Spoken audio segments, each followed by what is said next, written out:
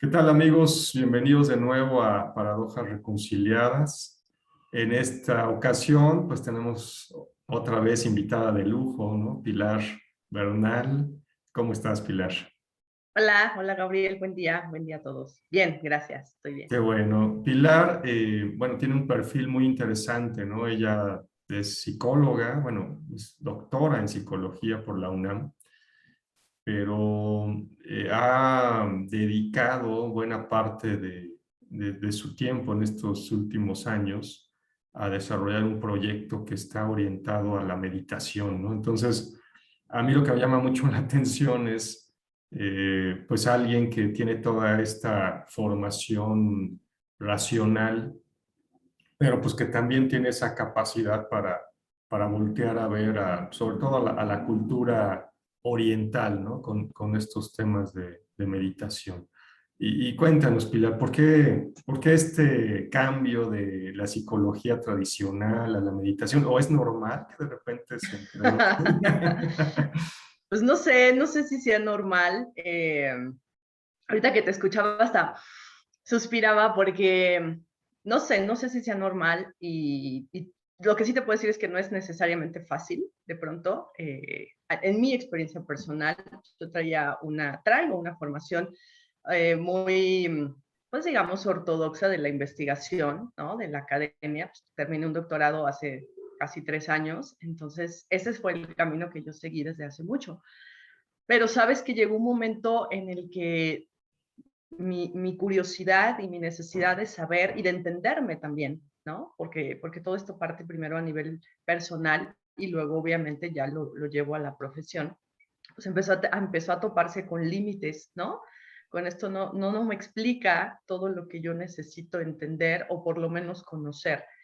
Y pues por ahí del 2007 estaba yo empezando la maestría, así como que yo iba en línea recta, le llamo, esa es como mi metáfora de cómo iban las cosas, yo iba en línea recta, avanzando, y hubo un amigo que me invitó me dijo, oye, él estaba muy metido en estas cosas de meditación, me dijo, yo te veo potencial, no sé si fue cierto o no, pero él me dijo eso, y bueno, yo me invitó a un seminario que en ese momento daba, y creo que todavía hasta la fecha da Casa Tíbet, que es introducción al budismo y a la meditación y demás, y fui, y me encantó, entendí la mitad o menos de la mitad de lo que decían, porque hablaban de la realidad y de si la construíamos, y una cosa que no entendía del todo, pero que me parecía interesante.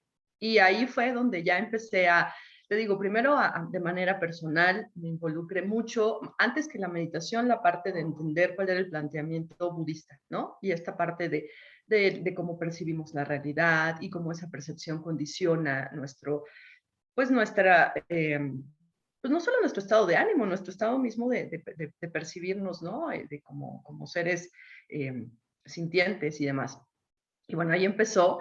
Ahí, digamos que no había bronca, yo seguía digamos, mi carrera y mi desempeño profesional, trabajando, estudiando, y esto era como mi pasatiempo, ¿no? Mi pasatiempo que me permitía, que era una ventana muy importante. Pero ya por ahí del 2010, pues la verdad es que sí se agitaron muchas cosas en mi cabeza, o sea, porque además fui muy constante, o sea, no es que fui a una conferencia y ahí dejé y me fasciné, sino empecé la conferencia y luego el retiro y luego las clases y luego los libros y luego, ¿no? Y el mundo se me quebró primero y después me demandó empezar a acomodarlo de nuevo. Y, y bueno, por ahí del 2010 empieza, ¿no? Como todo este cambio. En el 2011 hay una serie de coincidencias profesionales, laborales, y yo decido completamente abocarme a estudiar ahora esta otra parte nueva para mí, ¿no? Esta otra parte nueva es eh, sí, cómo el budismo conceptualiza la existencia humana, pero además existe la posibilidad de que yo lo haga también en la parte profesional. Y ahí es cuando pienso ingresar al doctorado, ya con un proyecto enfocado o basado en esta nueva perspectiva, que en ese entonces, ahorita ya está más difundida, pero te estoy hablando por ahí del 2011, pues en la academia todavía no estaba tan abierta a estos temas, estaba siendo nuevo, y pues ahí me aventuré y ahí ya lo hice de manera formal profesional, o sea, digamos, mi preferencia personal hacia estos temas los empecé a llevar pues a la parte profesional, y ahí es donde empiezo a proponer un proyecto que tiene que ver con llevar la meditación, era cómo la meditación puede ser una herramienta útil para trabajar con la salud mental, ¿no? Más allá de otras teorías psicológicas. Ya en Estados Unidos estaba haciendo un programa que llevaba años llevándose a cabo en otros países, y mi reto era ver cómo en la población mexicana, con nuestras características, con nuestra cosmovisión, con nuestras costumbres, con nuestros recursos, que eso es algo también muy importante, que siempre lo voy a decir, es no tenemos los mismos recursos que primer mundo, ¿no? Y menos en salud pública. Entonces, para mí la pregunta era, ¿cómo puede funcionar algo así en una población mexicana con estas características? Y esa fue mi tesis de doctorado, ¿no? Que fue adaptar el programa este de reducción de estrés basado en atención plena, mindfulness, en población mexicana con mujeres con alguna enfermedad crónica, ¿no? Para trabajar síntomas de ansiedad y de depresión. Y bueno, ahí me clavé casi 5 años, porque el doctorado dura 4, pero nadie acabamos un doctorado en 4 años, incluso más, porque no me aceptaron a la primera, hubo varias cosas que ajustar y ya desde ahí, digamos, fue que empecé formalmente a combinar, digamos, la parte de la, pues no solo de la psicología, sino de la ciencia formal con esta perspectiva, yo diría, complementaria, ¿no? O integral a lo Claro, que hacía. claro, sobre todo eso, ¿no? Sobre todo el tema integral, ¿no? En Paradojas Reconciliadas, pues bueno, ya hemos comentado varias veces, ¿no? De este divorcio entre la ciencia y pues no me gusta decirle religión, porque creo que formalmente es el divorcio entre la ciencia y la religión. Yo creo que podríamos llamarle entre la ciencia y la espiritualidad, ¿no? Que se da en la Edad Media, cuando los científicos decían, oye, pues es que ¿qué crees? Que la Tierra no es el centro del universo, ¿no? Y lo que estás diciendo en tu dogma religioso, pues no se comprueba científicamente. Y pues la iglesia iba y los quemaba, ¿no? Entonces, llega un punto, ¿no? Donde dicen, a ver, espérate, ya, yo no me meto con tus dogmas y tú ya no me quemas a mis científicos. Pero la realidad es que es complicado porque de repente dice uno, bueno, entonces, pues, ¿cuál es el verdadero origen del hombre, ¿no? ¿Descendemos del mono, como dice la ciencia, o nacimos un día así, bajaron nuestras almas al jardín del Edén, ¿no? Como dice la Biblia. Entonces, ahí es donde ya empieza también internamente una división, un fraccionamiento de la integridad del ser humano. Y bueno, lo interesante de estos tiempos es justamente que estamos volviendo, ¿no? A unir finalmente pues todo ese tema místico con el tema racional, ¿no? Que es lo que me llamó mucho la atención de tu caso, Pilar, que yo decía, mira, pues sí hay gente que es científico o tiene una formación científica, pero pues está abierta a otras posibilidades, ¿no? Y bueno, se está dando al revés también. Eh, mi esposa Erika toma clases con un astrólogo que pues se dice que hoy por hoy probablemente sea el mejor astrólogo de México, ¿no? El maestro Esteban Amaro. Y Amaro está buscando, de hecho, que se reconozca la astrología como una ciencia, pues ya más formal, ¿no? De hecho, ya no le llaman astrología, le llaman cosmobiología, ¿no? No, y bueno, está colaborando, eso me acuerdo que fui a un congreso ahí en el centro médico, o en el Hospital General, pues por ahí, hace ya 3, 4 años, y está respaldado por astrónomos y por geólogos y demás, ¿no? Bueno, pues ahí hay cierta demostración pues de cómo es que los astros realmente influyen en el ser humano, ¿no?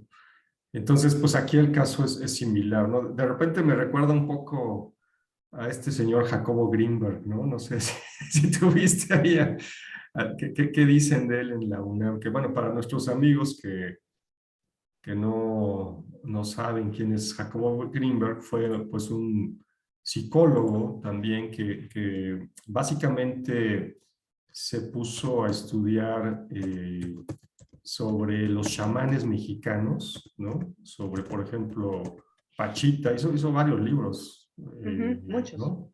muchos libros, creo que son 7 volúmenes, que se llama Los chamanes de México, y bueno, el más famoso pues, es el que dedica a Pachita. Y bueno, Greenberg ya tiene una cuestión así muy compleja, tiene una, me parece que es la teoría de sintérgica o algo así le llaman, que desde el nombre se extraña, donde habla justamente, pues también, ¿no? Cómo la mente puede llegar a afectar la realidad, pero él ya tiene toda una teoría, pues, científica en ese sentido. Y bueno, lo curioso de Greenberg es que un buen día, cuando se supone que va a viajar a la India, hasta donde yo entiendo y he leído, se supone que iba a ser un experimento justamente de, pues de ya experimentos raros para un occidental, donde se supone que aquí en México se iba a quedar una persona, allá en la India iba a estar otra, y se iban a estar conectando, pero de forma telepática, ¿no? A través de la mente. Se supone que Greenberg sale para viajar hacia la India y desaparece, ¿no? Y hoy ya nadie sabe dónde está Jacobo Greenberg. A mí en lo personal me gusta mucho lo que dice. Si ustedes buscan en YouTube, pues hay varias entrevistas, ¿no? que le hacen. También en Facebook hay grupos, pero bueno, si tienen oportunidad, véanlas. Pero bueno, no sé ahí qué se decía, no sé si te tocó ahí conocer a alguien cercano. Pues mira, tuve amigas, tengo amigas más grandes. No, y te voy a decir por qué, porque cuando él dio clases en la facultad, se dice que dio clases, creo que era de fisiología y algo así, porque su formación primera era más bien de este corte.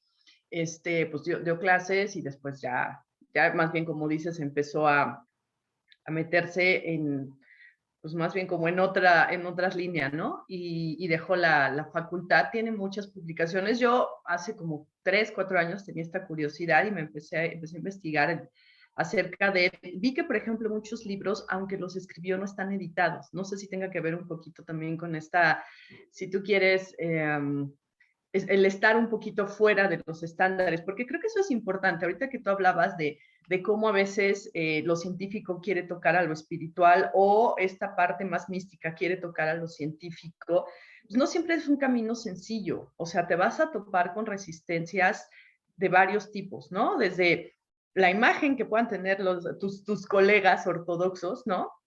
Hasta el mismo sistema que, por ejemplo, si quieres publicar algo, publicar un artículo, te van a decir que no tiene el rigor lo suficientemente científico, que no está lo suficientemente comprobado. Es decir, estoy pensando que en los años de Greenberg, que era finales de los 70, me parece, por ahí, pues estamos hablando ya hace un ratito, donde todavía no era tan fácil como ahora, ¿no? Hablar, moverte de un campo a otro.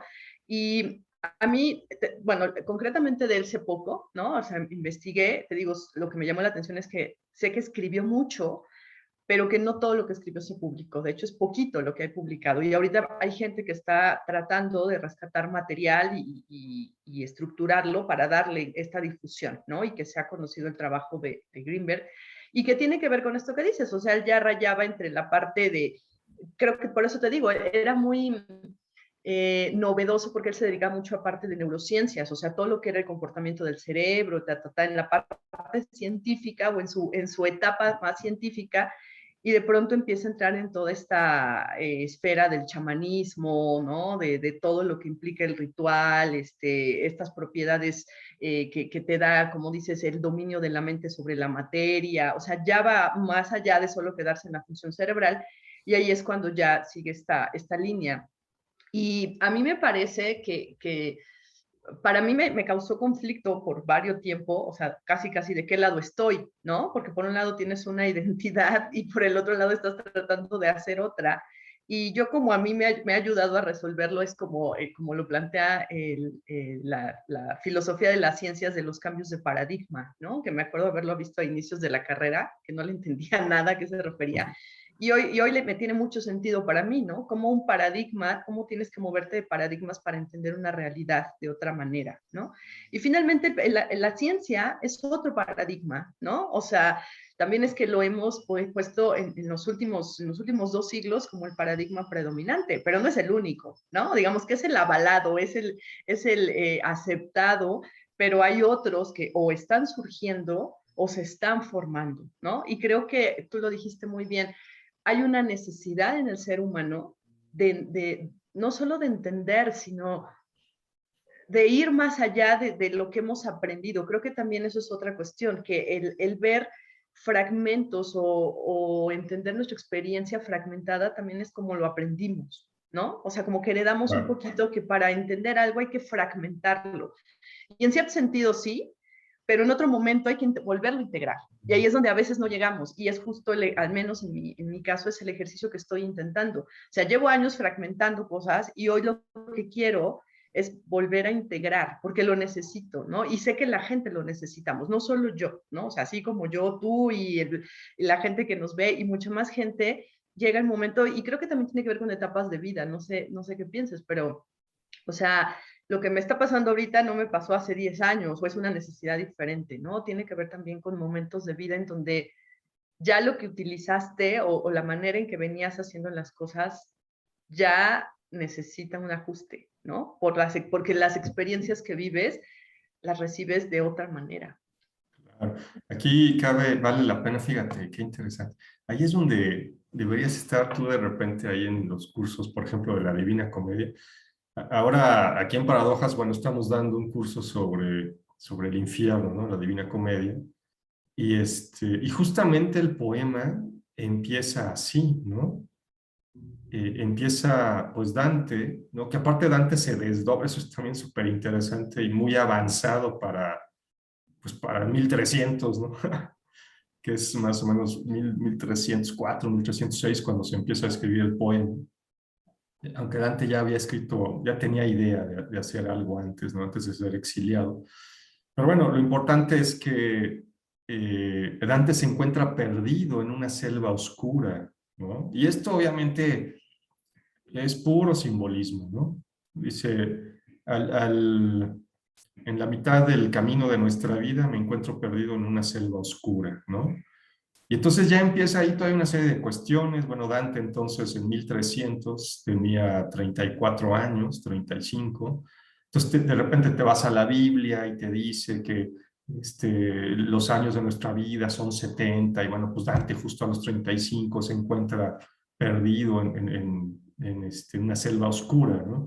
Pero al final esa selva oscura es como dices, para Dante fue un exilio, ¿no? Pero pues para ti puede ser un divorcio, puede ser pierdes tu trabajo, puede ser un accidente, puede ser la muerte de un ser querido, pueden ser muchas cosas, ¿no?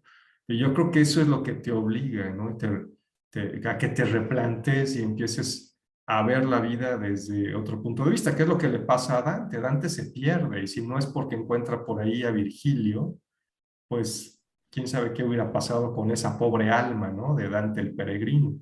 Y es lo mismo que nos pasa a nosotros. De repente podemos estar a la mitad de nuestra vida, ¿no? Cuando creíamos que sabíamos todo y nos pasa algo que nos obliga a replantearnos muchas cosas. Me llamó la atención qué es lo que decías, ¿no? Que te pasó de repente en el 2012. Y bueno, a final de cuentas, eso es lo poquito que yo he leído, pues de eso trata el budismo, ¿no? O sea, el budismo lo que dice es, olvídate de todo lo que sabes, vacía tu mente, ¿no? Y vuelve a llenarla, o no sé si la tengas que dejar vacía todo el tiempo, pero al menos la tienes que llenar con cosas que están libres de prejuicios o creencias que van más allá pues de lo que te enseñaron, lo que te metieron, ¿no? Tus papás, tus maestros, la sociedad, tus amigos, etcétera. Fíjate que está bien interesante porque además esto que dices de la mitad de la vida, lo dice, ahorita que dices del budismo, bueno, se dice que Buda históricamente alcanza la iluminación a los 35, ¿no? Ya. También Jung te habla de este proceso de individuación, ¿no? Que se alcanza por ahí a la mitad de la vida y te habla lo que tú hablas de la Divina Comedia, en Jung lo habla como la noche oscura del alma, ¿no? O sea, mientras que Dante entra en esta parte, ¿no? Más oscura. Pues, o sea, lo que te quiero decir es que en la historia hay personajes similares, ¿no? Que te hablan más o menos en este periodo de tiempo y donde hay una pues una confrontación y una fragmentación de ese que eres, ¿no? Yo digo, ¿sabes cómo lo veo yo? Y justamente es así, de todos los aprendizajes que eres, porque en ese momento, hasta ese momento tú has seguido el camino que has aprendido de otros, ¿no? De tu escuela, de tus padres, de tu generación, de tu género, de tu lugar de nacimiento, o sea, eres como la repetición de todo eso que adquiriste, que es lo normal, ¿no? Eso es parte de la sociabilización, de crecer, pero que ya llega un momento en que te topas con algo que dices, esto puede o debe ser diferente. Y en el caso concreto de lo que decías del budismo, bueno, esto es el dato histórico, digamos, de que Buda alcanza la iluminación a los 35. Pero el budismo, digamos, de manera muy general, es que es mucho, pero te lo voy a tratar de poner de manera concreta. Lo que te dice es que Buda va mucho hacia la parte existencial.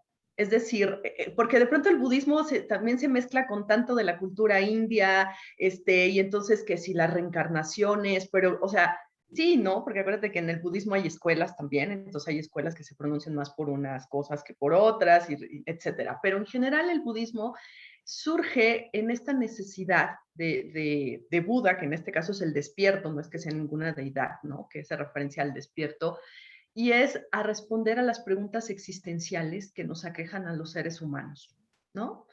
¿Qué hago aquí? ¿Qué es la muerte? ¿Qué es la vida? ¿Cómo me relaciono con todo lo que hay alrededor? Y lo que él primero se percata es de esta percepción sesgada que tenemos de la realidad, ¿no? Tú hablabas de juicios, de prejuicios, de creencias, y lo que él dice es, el mundo que conocemos o que damos por hecho como real es una serie de interpretaciones, pero que estamos tan identificados con ella que no podemos ver que solo son interpretaciones de lo que en realidad es, ¿no? Y él habla, para no entrar, porque podría ser tan largo como, pues, como se necesite, él habla de las tres marcas de la existencia, o en el budismo se habla de las tres marcas de la existencia, y te dice, la primera es dukkha, que es una palabra sánscrita, y dukkha quiere decir insatisfactoriedad o sufrimiento a veces, ¿no? Y lo que te dice es, en la existencia o en la vida humana hay insatisfacción, ¿no? O sea, tenemos algo y al siguiente momento ya no nos satisface. Y eso nos va a tener en constante desasosiego, ¿no? O sea, es esa constante búsqueda de algo más porque lo que tengo no es suficiente, ¿no? Ya sea interno o externo. La otra marca de la existencia que también es importante es la impermanencia, ¿no? Y lo que dice es todo cambia y se transforma momento a momento. Entonces nosotros queremos fijar las cosas en el tiempo. Algo cambia y entonces ya sufrimos, viene dukkha, insatisfactoriedad porque algo cambió, ¿no? Y la siguiente, que es la no existencia inherente de las cosas, es que nada existe por sí mismo. Es decir, nada tiene, empezando por nosotros, no es que yo sea absolutamente siempre la misma, no es que yo, Pilar, tenga Claro. una existencia inherente y siempre sea esta misma. O sea, yo voy a ser Pilar dependiendo de las circunstancias en las que me encuentre, ¿no? Entonces, Ah, en ese sentido, pues sí va, dice un maestro, uno de los maestros con los que he estado más tiempo, dice, va en contrapelo a las creencias o a los aprendizajes que hemos tenido a lo largo de la vida. Por eso es un cambio de paradigma, porque si tú de entrada me recibes diciendo que yo no soy Pilar, ¿no? O sea, que no siempre soy, yo me voy a confrontar e incluso lo voy a negar, ¿no? Porque hay una sensación de existir siempre igual en mí. Pero ¿cuál es la aportación del budismo? Que te da una metodología que es a través de la meditación, donde te va a ir enseñando a que tú descubras si esta afirmación es o no cierta para ti, desde tu experiencia, no desde lo que dice, que eso es lo que diferencia al budismo de otras religiones, que no es una creencia o no es una sentencia para que tú creas, sino es un enunciado para que tú lo sometas. En ese sentido se parece al método científico para que tú lo sometas a comprobación si en ti aplica. ¿Y qué es lo que hace el cuerpo, toda la filosofía y la epistemología budista? Es que te da una serie de cuerpo de conocimiento, pero también te da un método para que tú indagues en esta experiencia y veas por ti mismo estos, pues digamos, estos principios, ¿no?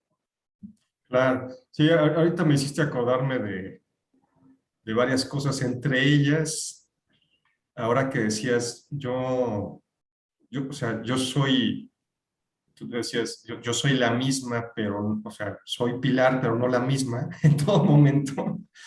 Hay un librito que alguna vez leí de, ahí está, me parece que se llama Bhaktivedanta Swami Prabhupada, y es alguien que pues dirige como un centro Krishna, ¿no? Digamos, pero entiendo, es una organización, ¿no? Orientada a Krishna, pero pues a nivel mundial. Es famoso este señor. Ha escrito libros, hay un librito, no me acuerdo cómo se llama, por ahí lo debo tener, pero el libro empieza sensacional, porque justamente es el diálogo entre Swami Prabhupada y un científico, ¿no? Y entonces, pues empieza este diálogo entre lo racional y, digamos, lo espiritual, y llega un punto donde le dice el Swami, le dice, oye, a ver, doctor, usted, como dices, nada es permanente, ¿no? Usted es usted, pero imagínese, usted no es el mismo que cuando tenía 3 años, ni físicamente ni mentalmente, y sin embargo sigue siendo usted, ¿no? Creo que ahí le hablaba pues, del concepto del alma, ¿no? Y de alguna manera le quería hacer ver de, mire, pues si en la vida usted va cambiando, bueno, pues eso se traduce también a un tema de reencarnación, porque llega un momento en que inclusive cambia de personaje que está interpretando, ¿no? Entonces, ya bueno, a los 3 años usted se comportaba y hablaba y pensaba como un niño de 3 años, y a los 15 como un joven, y a los 40 pues ya como un médico, doctor, científico, etcétera, ¿no?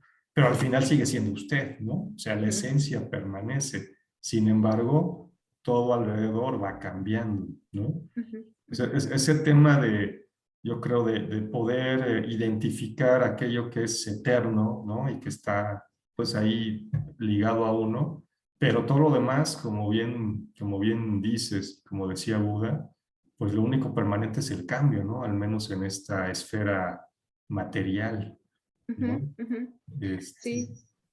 muy interesante esa parte. Ahora, otra pregunta que te quería hacer. Yo alguna vez tuve ahí también mis coqueteos con el budismo. La verdad es que nunca me volví practicante, ni mucho menos, pero tenía unos amigos, una pareja, que ellos sí eran budistas de pues, no comer carne, y eran muy activos en el centro donde practicaban, que no me acuerdo ahorita cómo se llama, me parece que estaba por ahí por Narvarte, era el centro Loselink, me parece, Mm. de budismo, pues el del Tíbet, ¿no? Creo que ¿cuál es el Mahayana? No me acuerdo. Mahayana. Ujú, Mahayana, ujú, ¿no? Y yo me acuerdo que una vez eran tan activos y tan metidos ahí en este centro que pues de repente venían monjes, ¿no? De fuera, y iban ujú, por ellos al aeropuerto y los llevaban a sus casas, etcétera. Una vez yo los acompañé a una ceremonia de purificación, ¿no? Ahí en el centro Loselin, y de regreso tenían que llevar al monje. Yo iba con ellos en su camioneta. Entonces yo me fui atrás con el monje. Y una historia muy interesante, ¿no? La verdad es que hablar con uno de estos monjes budistas es increíble. Porque este hombre me decía que él era estamos hablando de hace, no sé, casi unos 10 años tal vez, no menos, unos 5 o 6 años. Este hombre me decía que era pues, un político en México, ¿no? Que tenía un futuro muy brillante y bueno, pues ya saben, ¿no? Carros, mujeres, lo que ustedes quieran. De repente fue a Europa, conoció el budismo, ¿no? Y pues algo pasó adentro de él que, pum, cambió todo, dejó todo eso y se volvió monje budista, ¿no? Entonces él me decía, mira, en realidad el budismo la gente lo ve como una religión, pero en realidad no es una religión, ¿no? O sea, como bien dice, se ha mezclado a lo mejor en la India con las creencias hindúes, y a lo mejor en el Tíbet con la religión nativa, creo que el Bo o algo así le llamaban, y a lo mejor llega y se establece en Japón, ¿no? Y ujú, entonces tienes el Zen, y de repente va a China y es otra forma porque también se mezcla con la religión. Pero él me decía, en realidad, el budismo no es una religión, el budismo es una filosofía, ¿no? Me decía, si tú lo analizas, pues Buda nunca te habla de Dios, en realidad. Buda nunca te dice que aquí está tal Dios o tales dioses, ¿no? Él te habla simplemente de lo que pasa dentro de ti y lo que pasa dentro del ser humano. Entonces, es una religión, no una filosofía. No sé tú cómo lo ves, qué opinas de esto que me decía el monje. Pensaba varias cosas mientras te escuchaba y voy a ordenar mis ideas. Sí, yo creo, y no solo yo creo, yo aprendí de los lugares que he estado en que hacen mucho énfasis, porque tenemos de pronto, si tú quieres, hasta este prejuicio de si es religión, no, porque entonces, no, porque también tenemos una idea en México, por lo menos, de lo que es la religión y muchos decimos, no, gracias. Pero no, lo que yo aprendí es que te hablan más bien que el budismo se puede describir de varias formas y una de ellas también es una filosofía, ¿no? Porque tiene todo un cuerpo de conocimiento, es una epistemología, es una manera de acercarte a ese conocimiento, es también una forma de vida y no tanto una religión, porque una religión se basa más, de manera muy general, sin que yo sepa mucho de religión, en estos preceptos a seguir, ¿no? En estos dogmas a adoptar, ¿no? Y te decías, el budismo tiene que ver más con acercarte a a una metodología y a una epistemología que te permite a ti mismo indagar bajo estos principios realmente cómo opera la realidad para ti, ¿no? Esa es por un lado. Por el otro lado, mientras te escuchaba y me decías, me mencionabas al Mahayana, el Mahayana es una de las escuelas, de las más recientes de budistas, y digamos, se ha manejado también el sinónimo del camino medio, ¿no? O sea, de justamente esta enseñanza va hacia el camino medio, hacia la virtud. Y yo te escuchaba y también lo que recordaba es que en mi caso particular, yo primero me aboqué mucho a la parte, a la enseñanza budista, ¿no? Te decía, de verdad, era salir de un curso para entrar a un retiro, para leer libros, porque me gustaba mucho. Pero también en algún momento recientemente, ya más madurada la práctica en mí, con más experiencia, habiendo conocido más maestros, dije, a ver, espérame, pero ¿qué onda con la psicología aquí? Porque bueno, también hay una parte que es la psicología budista, que tiene sus propios lineamientos, pero también yo me acuerdo en mis primeros talleres que dirigía de meditación, de pronto las personas me hacían preguntas que yo decía, chin, sí tienen razón, ¿cómo empato la práctica budista con esta realidad o con esta manera en que nosotros los occidentales hemos aprendido a relacionarnos con el mundo, ¿no? Porque es una manera muy diferente. Y cuando toda la gente de entrada le das esto sin darle una guía, sin avisarle, pues, la gente nos podemos sacar de onda. Entonces retomo lo del camino medio porque yo lo que hoy estoy tratando de hacer es justamente un puente entre todas estas enseñanzas muy antiguas, pues muy sólidas, pero también cómo las adaptamos hoy al siglo XXI en la Ciudad de México, con los retos que tenemos por delante, ¿no? Bueno, ya por no decir la omnipresente de presencia de la pandemia, por decirte, pero muchos otros, ¿no? O sea, es que tengo un alumno que me decía, oye, Pilar, ya quisiera yo ver un monje budista trepado un viernes a las 7 de la noche en el segundo piso del periférico, o sea, ¿qué va a hacer, no? O sea, te quiero decir que también algo que el budismo dice, como en este principio de impermanencia, es hoy tenemos unas condiciones particulares y retos particulares donde cómo adaptamos estas enseñanzas a la vida moderna que tenemos hoy. Porque en el mejor de los casos puede ser, te vas a tener la oportunidad de ser un renunciante que te vas a los Himalayas o te vas con algún maestro, pero a veces te tienes que quedar en tu casa, con tu familia, con tu trabajo, y aún así quieres tú indagar en esta enseñanza. Y a mí eso sabes que me da mucha curiosidad, me genera mucho interés cómo acercar esto, cómo crear esos puentes para no renunciar a todo y sin embargo poder tener acceso a estas enseñanzas que le dan más sentido o un sentido diferente a tu vida. Hay que si quieren, lean, tiene muchos libros y a mí me encanta. Es un ex monje budista y un poco particular. Se llama Stephen Batchelor.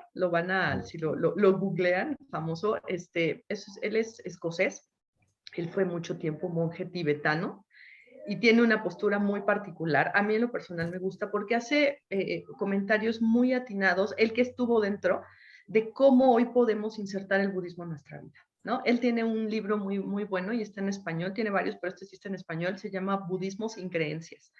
Y es un libro padrísimo, es chiquito, o sea, aparentemente lo lees rápido porque es chiquito, pero una vez que lo empiezas a leer, o sea, lees 2 páginas y dices, aquí me tengo que detener porque hay que asimilar un chorro de cosas, ¿no? Ya, claro.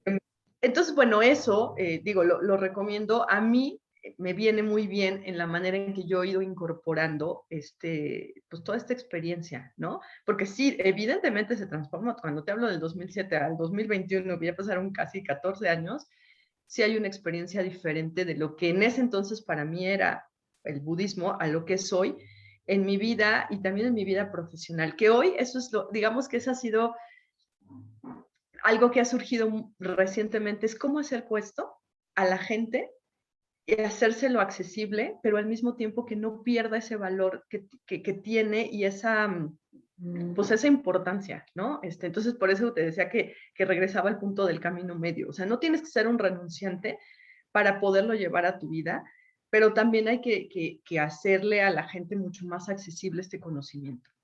Claro. Ahora que decías esta pregunta que te hacían de qué voy a hacer, qué hace un monje budista en el segundo piso del periférico, pues iluminarse, ¿no? O sea, al final, si tú tu mente la... No quiero decir, mi esposa siempre me regaña, ¿no? Porque cuando digo la controlas, porque dice ella, es que realmente tú no tienes control de nada, ¿no? Y justamente el querer tener control de algo, pues te hace querer tener deseos y demás, ¿no? Pero bueno, si tú tu mente la calmas, si eres capaz de calmarla, la vas a poder calmar aquí o en medio del desierto, ¿no? O en medio del tráfico. Eh, pues de hecho, mi esposa es muy, aunque a mucha gente no le gusta y lo ven así como muy, casi como Paulo Coelho y el alquimista, que también tiene su enseñanza. Mi esposa es fan de Osho, ¿no? Y yo a través de ella pues, he aprendido algo de lo que decía, he leído algunos libros. Y la verdad es que sí pues tiene una sabiduría muy profunda. Entonces, pues ella me platicaba, ¿no? Que Osho decía justamente eso, ¿no? Bueno, pues es que el hombre moderno se ilumina en medio del tráfico, ¿no? Este, no tendría por qué cambiar la situación, porque si no, entonces le estás haciendo caso a tu mente, ¿no? En Uh lugar -huh, de calmarla. uh -huh, uh -huh. Eh, y bueno, me acuerdo también ya nada más como comentario que cuando hablamos de estos temas, ella me dice mucho, bueno, es que Osho dice que el hombre moderno debe ser como Sorba el Buda, ¿no? Hay una película ya vieja que se llama Sorba el Griego, ¿no? Donde pues, el personaje se la pasa disfrutando de la vida, ¿no? Eh, pero bueno, lo que te están diciendo ahí es, pues, tienes que ser como Sorba el Buda, pues disfruta de la vida, pero desde la contemplación de un Buda, ¿no? O sea, no te dejes llevar por tus apetitos o por lo que te gusta o por lo que no te gusta, sino simplemente, oye, a mí me gusta comer pastel de chocolate, ¿no? Oye, hay pastel de chocolate, pues qué bueno, lo disfruto y ya. Oye, no hay pastel de chocolate, pues no estoy sufriendo porque hay, ¿y a qué hora no, o sea, disfruta lo que venga en ese momento. Si te toca disfrutar del tráfico, si es que el tráfico se puede disfrutar, pues bueno, en ese momento te toca estar ahí, ¿no? Este, Sí, que ahí esto que dices es muy interesante porque algo que a veces se confunde al principio es que si tenemos que suprimir el deseo, porque a veces lo que se sataniza es el deseo. Y aguas con eso, porque no, el deseo tiene una función, ¿no? Y aquí sí me voy a meter con la parte psicológica, tiene una función motivacional, tiene una función de acercarte a crear, a hacer. Aquí lo que es la enseñanza desde el budismo es, fíjate cómo te relacionas con él. No es que el deseo por sí mismo sea el que esté mal, entre comillas, porque no tiene que ver con un juicio, pero no es el problema el deseo. La cuestión es cómo te relacionas con él. Y en este ejemplo que das del pastel de chocolate, es, si está el pastel de chocolate, lo voy a disfrutar, pero regresando a las condiciones todo cambiante, va a llegar un momento en que ese pastel, si te lo comes completo, o sea, si te comes una rebanada, qué rico, a lo mejor quiero otro cachito. Pero si te comes el pastel de chocolate, vas a terminar odiando el pastel de chocolate. O sea, ahí te habla de las tres cosas que hablábamos, de las tres marcas de la existencia. O sea, el pastel de chocolate en sí mismo no siempre, bajo cualquier circunstancia, va a ser delicioso. Va a depender de qué circunstancias sea delicioso y en cuáles va a ser aversivo. Claro. La experiencia que tú tienes con el pastel va a cambiar dependiendo del momento, ¿no? Entonces, eso está muy interesante y eso tiene que ver con la segunda noble verdad, que es una enseñanza importante, es que el sufrimiento o la insatisfacción tiene causas. ¿Cuáles son esas causas? Es justo lo que hablamos, tu relación con el deseo, que tiene ya otras palabras que entran más en el contexto budista, como deseo habla también como el aferramiento, ¿no? O sea, yo me aferro a aquello que me gusta, que se quede siempre conmigo, que no me lo quiten. Si me lo quitan, sufro. Y yo me aferro también a aquello que no quiero porque lo quiero rechazar. O sea, en cualquier caso, fijo algo, ya sea para quedármelo y que se quede siempre conmigo y me haga feliz, o lo defino para rechazarlo y que nunca se me acerque porque no me gusta. Entonces, esos son el tipo de cosas que exploramos y que ya en tu vida cotidiana lo empiezas a ver y dices, wow, ¿no? O sea, Claro. cómo me estoy relacionando incluso contigo mismo, con tus pensamientos, con tus emociones. O sea, no es que por sí mismos sean problemáticos. La cuestión es cómo te relacionas, cómo te los quedas, ¿no? Te los quedas o los fijas para rechazarlos, o los fijas para quedártelos, ¿no? Fíjate que estaría muy interesante. Tenemos que hacer algún curso juntos tú y yo algún día. Ahorita Sí, me quedé seguro. pensando, me quedé pensando en Epicuro, ¿no? El hedonista, que también es muy mal entendido, que te habla también sobre todas estas cuestiones del deseo al modo, pues al modo griego, ¿no? Y sí, de hecho estaba pensando hacer un curso ahí que tocar estos temas. Pero bueno, eso ya lo veríamos después. Lo importante ahora ya para ir cerrando, porque se nos va acabando el tiempo, es, bueno, viene una gran noticia, ¿no? Que Pilar tiene un curso que se llama Las cuatro nobles verdades aplicadas a la vida cotidiana. Bueno, no me acuerdo si se llama así, pero esa es la idea, ¿no? Las cuatro nobles Ajá. verdades y su aplicación en la vida diaria, cotidiana. Y bueno, hemos hecho una alianza, y bueno, pues Pilar está ofreciendo este curso por su parte, pero pues también a través de Paradojas Reconciliadas. Entonces, pues platícanos un poquito, Pilar, de qué trata este curso que se ve sumamente interesante. Ok, pues sí, mira, la verdad es que es un curso, no estabas tan mal en el título, solo te faltó las cuatro nobles verdades del budismo en la vida Okay. cotidiana. Y la propuesta es justamente eso, esta enseñanza, como yo la he visto a lo largo del tiempo, es una enseñanza fundamental para entender, por un lado, el papel del budismo como un aliado en tu bienestar, como una herramienta de bienestar, y también cómo darle contexto a la práctica meditativa, ¿no? Me ha pasado, llevo ya un rato pues dando talleres o sesiones de meditación y de pronto la gente llega con la mejor de las intenciones a meditar, dice, sí, me lo recomendó mi psicólogo, me lo recomendaron, yo sé que me va a ayudar, y de pronto es, pero no dejo de pensar, ¿no? O sea, hay una contradicción que no saben exactamente qué es lo que están buscando en la meditación. Es como, voy a apagar el switch y es como, sí, pero no. O sea, sí es enfriar la mente, sí es enfocar la mente, pero también es abrir la mente a lo que sucede, no es bloquearla. Entonces, bueno, ¿por qué metí esta enseñanza? He dado varios cursos de meditación de diferentes, con una aproximación a los que se inician, pero hoy me parece necesario que la gente conozca la base fundamental, lo que sostiene a por qué nos sentamos a meditar y para qué. Porque también deja de volverse un deber ser, de lo tengo que hacer para estar bien, pero no sé si lo logro del todo, es voy a entender, y tiene que ver mucho con lo que hemos platicado hoy, Gabriel. O sea, tiene que ver cómo me relaciono con mi experiencia, cómo me relaciono con lo que me gusta, con lo que no me gusta, cómo me relaciono con el cambio para bien, ¿no?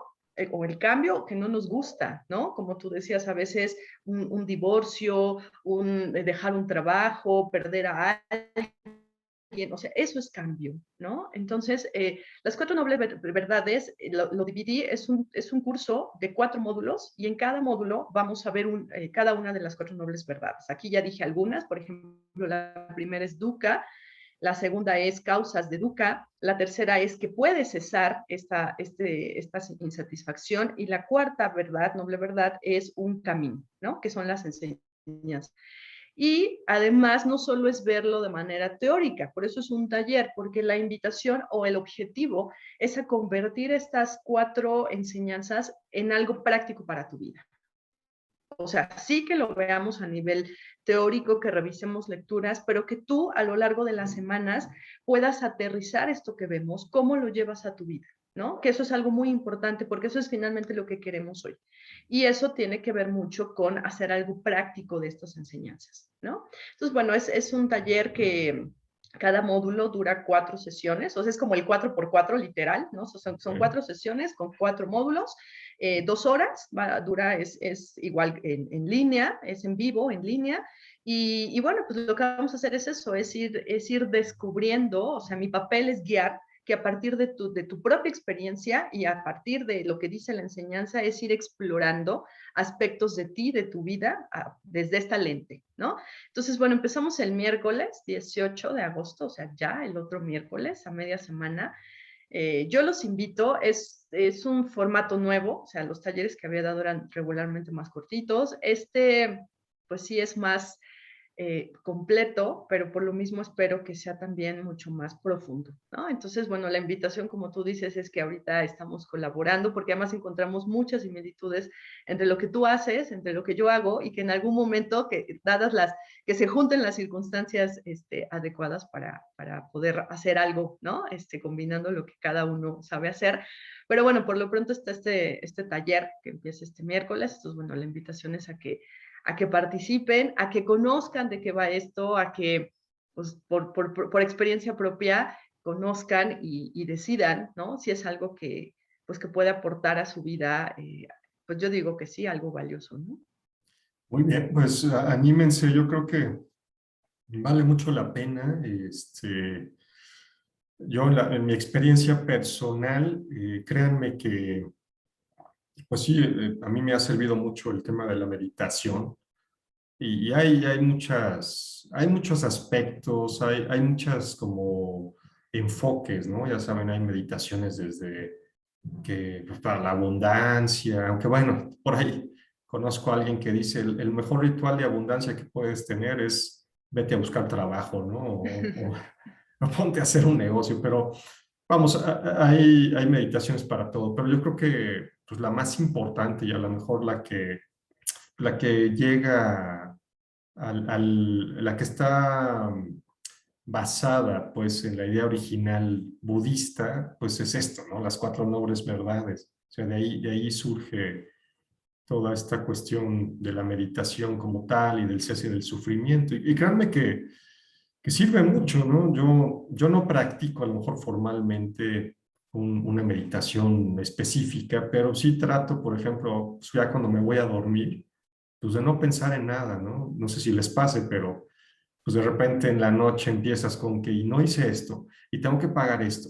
Y ahí es donde digo, a ver, adiós, ¿no? Adiós pensamientos. Ahorita más bien trato de ver qué estoy sintiendo en ese momento, si estoy incómodo, pero pues olvídate de pensamientos de lo que venga en el pasado o lo que venga en el futuro, ¿no? Es como sentarse aquí en el ahora, apagar un poquito tu mente y créanme que te relajas y, bueno, hasta te acuerdas de tus sueños, ¿no? Muchas veces por estar relajado, que otras veces cuando no lo hago, pues están ahí los caballos locos, ¿no? Los pensamientos desbocados que van para arriba y para abajo y ni siquiera te dejan descansar, ¿no?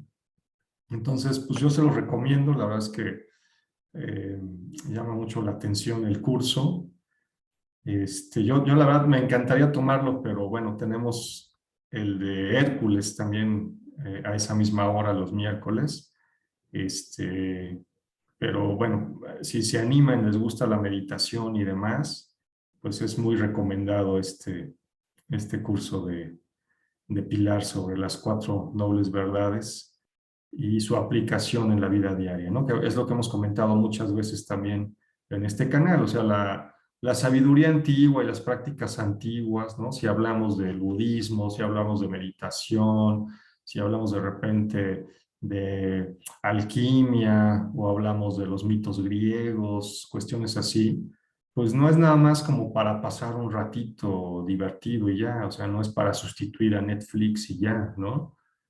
Sino es pues para generar para tener una transformación interior importante, ¿no? Y que allí me gustaría nada más, para concluir, Gabriel, resaltar justo esto que acabas de decir. Ayer estaba escribiendo yo algo y justo lo que decía es esto.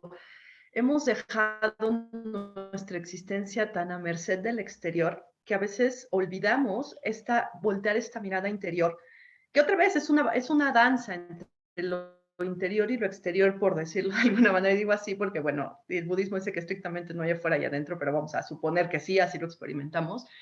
Y es esto, o sea, no es nada más como pasar el rato, que también lo puedes hacer, o sea, se vale, pero aquí la invitación es a transformar algo, ¿no? Y la transformación se da una vez que lo incorporas, que lo encarnas, ¿no? Entonces, esa sería para mí, a mí me gustaría cerrar justo con lo que dices, o sea, está bien, el mundo exterior tiene su función y hemos aprendido a caminar en él, pero el más importante, o sea, el fundamental es realmente cómo partes de adentro. Es como el desarrollo embrionario. El desarrollo embrionario se da de adentro hacia afuera, ¿no? O sea, es como casi un proceso natural, ¿no? Empieza del centro y se va desarrollando el embrión hacia afuera. Pues así nosotros, o sea, si ya nuestros primeros 40 años aprendimos de afuera para adentro, hoy es un buen momento para replantearte si existe la posibilidad de hacerlo al revés, ¿no? De mirar de adentro y empezar a abrirte hacia el exterior. Entonces yo creo que eso es súper importante.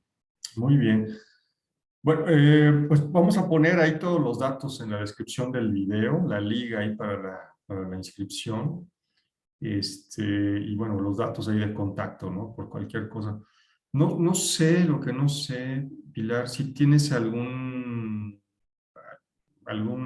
demo en algún video, alguna meditación que puedas compartir, ¿no? Como para que vea la gente más o menos cómo es lo que se hace en el curso. Sí tengo. De hecho, bueno, tengo mi página en Facebook, que es con el nombre del proyecto con el que yo estoy, que es Tu Vida Sana. Así lo pueden encontrar en Facebook y también en YouTube. Ok, Y ahí van a encontrar ejercicios cortitos de meditación, ¿no? Sobre todo mucho para calmar estrés y bajar ansiedad, ¿no? Son ejercicios de 10, 5 minutos, entras con respiración y luego hay algo de guía meditativa. Y bueno, pues ahí lo demás lo tengo en audio, que sí tengo muchísimo, ¿no? Pero ahí pueden encontrar algo de lo que trabajo, ¿no? Y de muy bien. otros talleres que también he dado que van de este corte. O sea, como para que tengan una idea a lo mejor más amplia de cuál es el trabajo que hago, ¿no? Ujú. Perfecto, muy bien. Pues todo eso lo ponemos ahí en la descripción del video y ojalá y se animen. Y bueno, pues nos quedamos picados también con la plática. Yo creo que tendremos que hacer una segunda parte, ¿verdad? Seguro. Una De- segunda parte y un curso. Un curso exacto. Muy bien. Pues muchas gracias, Pilar, por acompañarnos aquí en Paradojas Reconciliadas. Ha sido muy interesante platicar contigo. No, pues gracias a ti por darme chance de escucharme también en voz alta. Gracias, Gabriel. Muy bien, pues muchas gracias, amigos. Despedimos aquí a Pilar Bernal y pues yo soy Gabriel Ávila. Esto es Paradojas Reconciliadas. Nos vemos la próxima semana. Un abrazo a todos. Bye, bye.